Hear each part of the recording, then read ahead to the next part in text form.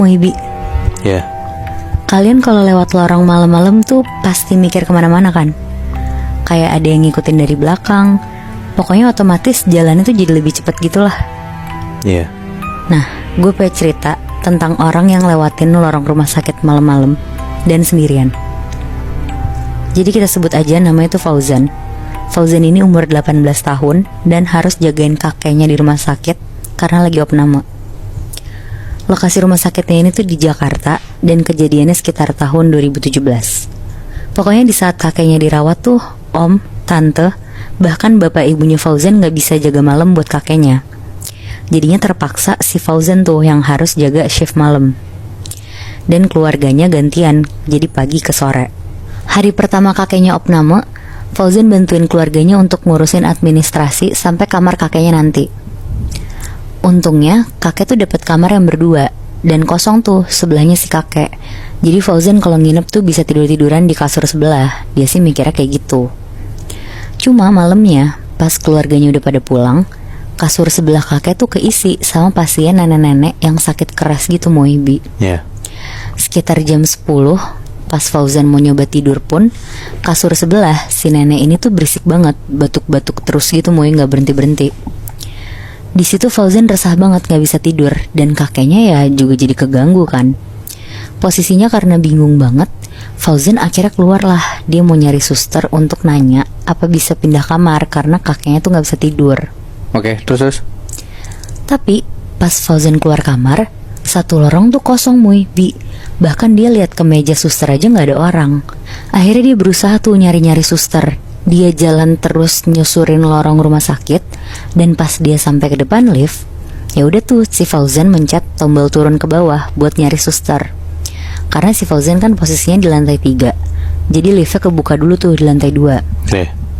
Dan karena males Muhibi, akhirnya Fauzan turun tuh di lantai 2 buat nyari si suster. Masuklah dia ke pintu rawat inap gitu. Jadi kalau di rumah sakit kan biasanya kayak ada pintu gitu kan, yang kalau dibuka tuh isinya lorong. Terus kanan kiri tuh ada beberapa kamar dan ada satu meja suster yang di tengah-tengah. Nah niatnya Fauzan tuh mau nyari suster lain di situ. Masuklah dia ke pintu itu. Tapi anehnya pas dia masuk dan lagi setengah jalan ke mejanya, tiba-tiba lampu satu lorong tuh mati Muhibi. Bingung banget tuh si Fauzan di situ. Berusaha lah dia tetap jalan dan nyalain flash HP. Pokoknya dia berusaha stay cool lah di situ. Pas udah mau sampai, di situ tuh ada suara yang kayak manggil Fauzan dari belakang. Suaranya tuh mirip banget sama suara kakeknya si Fauzan. Tapi yang aneh, suaranya itu tuh datang dari salah satu kamar di lorong lantai itu. Pas Fauzan mulai deketin kamar itu, suaranya tuh hilang dan lampu di lorong itu tuh nyala semua lagi. Karena panik dan takut tiba-tiba kejadian sesuatu sama kakeknya, si Fauzan ini akhirnya milih buat naik ke atas dulu. Terus pas sampai di atas, ternyata kakeknya Fauzan tuh alhamdulillah baik-baik aja. Tapi masih kebangun dan susah buat tidur karena si pasien sebelahnya ini tuh masih berisik. Akhirnya si Fauzan turun lagi buat nyari suster. Karena di lantainya dia tuh masih belum ada suster tuh di meja susternya. Nah pas Fauzan turun ke bawah lewat lift lagi, dan pas dia nunggu liftnya tuh lama banget lah liftnya kebuka. Ada kali kira-kira 15 menit dia nunggu lift kebuka. Terus pas Fauzan udah mau turun lewat tangga karena nunggu lift kelamaan, tiba-tiba si liftnya tuh kebuka. Langsung turun lah si Fauzan lewat lift. Nah pas di lift, tiba-tiba harus berhenti lagi di lantai 2 karena mikirnya gak mau kelamaan kan. Fauzan turun lagi di lantai 2. Di situ suasananya tuh agak beda sama pas dia di lantai itu sebelumnya. Terus si Fauzan tuh tiba-tiba kayak nyium bau amis nyengat gitu dari beberapa kamar yang dia lewatin di lorong. Dan kondisinya tuh emang bener-bener kosong. Tapi karena udah terlanjur jalan, akhirnya si Fauzan tetap lanjut lah jalan. Terus pas sampai di meja suster tuh ternyata ada susternya di situ. Dan gak cuma satu, tapi ada beberapa suster juga yang jaga. Si Fauzan tuh mikir mungkin suster yang harusnya ada di lantai dia turun ke lantai bawah karena gabut. Akhirnya Fauzan bilang lah tentang si kakeknya ini yang mau pindah kamar karena keganggu sama pasien sebelahnya. Tapi suster di situ tuh bukannya nanggepin, malah diem dan nunduk ke bawah gitu, kayak lagi ngerjain sesuatu Muhibi. Fauzan yang kesel karena gak dihirauin, akhirnya dia coba ngomong lagi lah ke susternya. Tapi si suster ini tuh masih diem doang. Dan sama, nggak ngejawab sama sekali. Ya. Fauzan akhirnya nyoba ngomong ke suster yang satu lagi nih.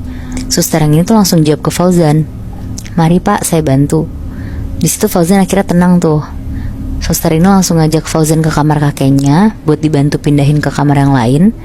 Kebetulan di malam itu tuh rumah sakit juga masih sepi dan banyak kamar kosong, jadi gampang lah buat pindahin si kakeknya Fauzan ini. Ya. Fauzan akhirnya jalan nih sama suster buat ke kamar kakeknya. Pas jalan di lorong buat naik ke lift, Fauzan tuh sempat berhenti karena tiba-tiba dia tuh nyium bau amis lagi dari salah satu kamar.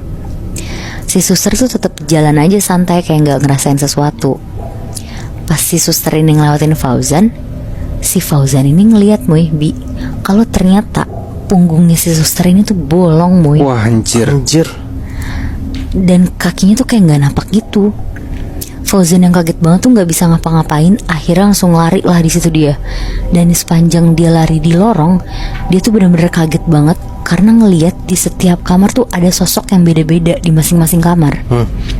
Mulai dari kuntilanak, pocong, ada yang beberapa bagian tubuhnya hilang, sampai ada juga muka yang hancur nggak karuan. Bener-bener semua sosok setan yang pernah kalian dengar tuh hampir semua tuh ada di situ. Aduh anjir. Fauzan di situ lari kenceng banget dan pas Fauzan lari, tiba-tiba lampu tuh mati semua lagi kayak sebelumnya. Fauzan nyoba buat nyalain flash HP lagi, tapi di situ HP dia tuh mati. Akhirnya Fauzan berhenti dan cuma bisa menjemin mata sambil baca-baca doa lah sekenceng-kencengnya. Ya. Nah setelah dia meremin mata dan doa cukup lama, di situ Fauzan tuh tiba-tiba dipanggil sama satu suster di belakang dia.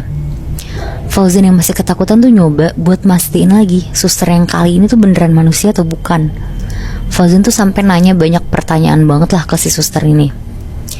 Suster ini tuh ngelihat si Fauzan kebingungan banget, sampai akhirnya dia tuh nanya kenapa si Fauzan bisa ada di lantai 2. Nah Fauzan yang masih shock gak bisa banyak ngomong lah dan cuma minta diantar ke meja suster. Di saat itu tuh yang Fauzan pikirin ya cuma biar kakeknya tuh bisa pindah kamar kan. Akhirnya si Fauzan nanya lah ke suster itu, kenapa bisa lampunya tuh mati.